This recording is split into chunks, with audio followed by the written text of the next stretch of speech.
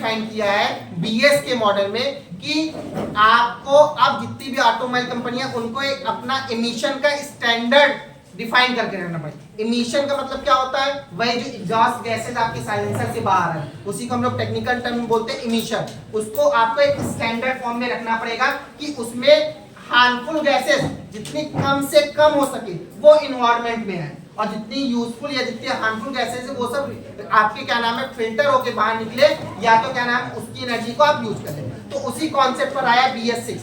BS6 तो अभी आया, अगर आप थोड़ा सा पहले ध्यान दो, चूंकि अपने इंडिया में लगभग 10-11 साल BS3 का कॉन्सेप्ट चला था।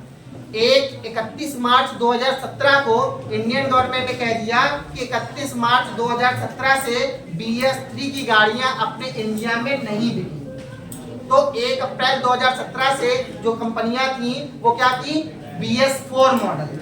कौन सा मॉडल लाइन, BS4 मॉडल है। वो मॉडल लाइन उसमें सबसे पहले स्पेसिफिकेशन क्या किया गया था कि एक्सीडेंट को प्रिवेंट किया गया था। एक्सीडेंट को प्रिवेंट करने के लिए सबसे पहला स्टेप क्या है, जिसके हेडलाइट वो जलता रहेगा, हेडलाइट ऑफ ऑन करने का बटन खत्म कर दिया। ठीक, एमिशन में साइलेंसर से पहले एक कोई फिल्टर लगाया दिया था, ठीक, सिर्फ फिल्टर लगा, ठीक है।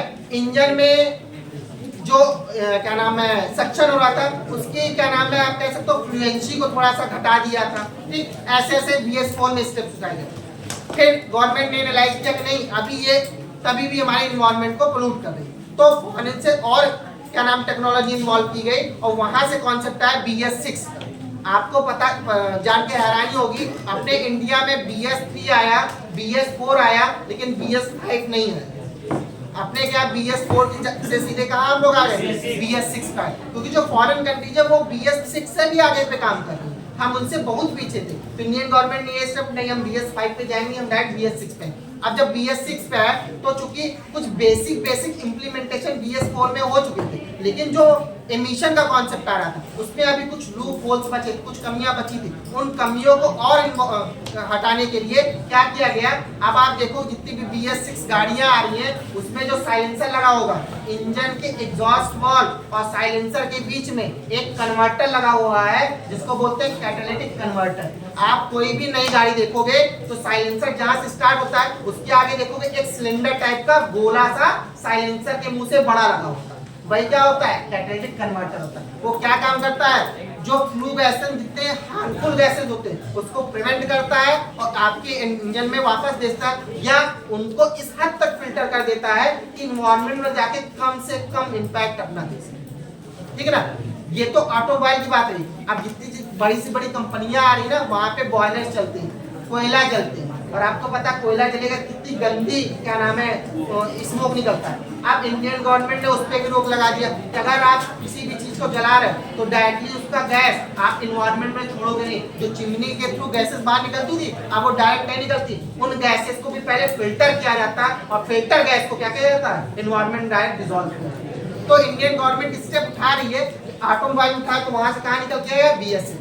BS6 के बारे में एक रोचक जानकारी और आपको देते हैं। जैसे अभी तक आप नॉर्मल बाइक चलाते थे तो आपके दो ब्रेक्स लगे हुए होते, एक आपका पिछला ब्रेक जो पैर में लगा होता था, एक आपका अगला ब्रेक जो दाहिने हाथ पे लगा होता था। तो अगर आप अगला ब्रेक दबाते थे तो सिर्फ अगले वाला पहिया रुकता था, पिछला ब्रेक दबाते थे पिछला वाला पहिया रुकता था। लेकिन अब BS6 जब से आ गया तब क्या किया गया, अगले वाले ब्रेक में ही दो वाल निकले हैं, एक बार आगे वाले पहिए में गया है, एक बार कहाँ गया है, पीछे वाले पहिए में गया। अब जब आप होता क्या था, हम आप नए एज के लड़के तो हम थोड़ा स्पीड के शौकीन होते हैं, तो स्पीड के साथ साथ हमको थोड़ा सा क्या सकते हो स्केटिंग में भी करनी होती है। हम स्पीड में गाड़ी ले जाए, अगला ब्रेक दबाए, पीछे गाड़ी मेरी उठ जाए या पीछे से गाड़ी टायर हमारा स्लिप कर जाए। ये क्या होता है, ये हम आप स्टैंड के लिए भले करते हैं लेकिन ये हमारे आपकी सेफ्टी के साथ खिलवाड़ होता है।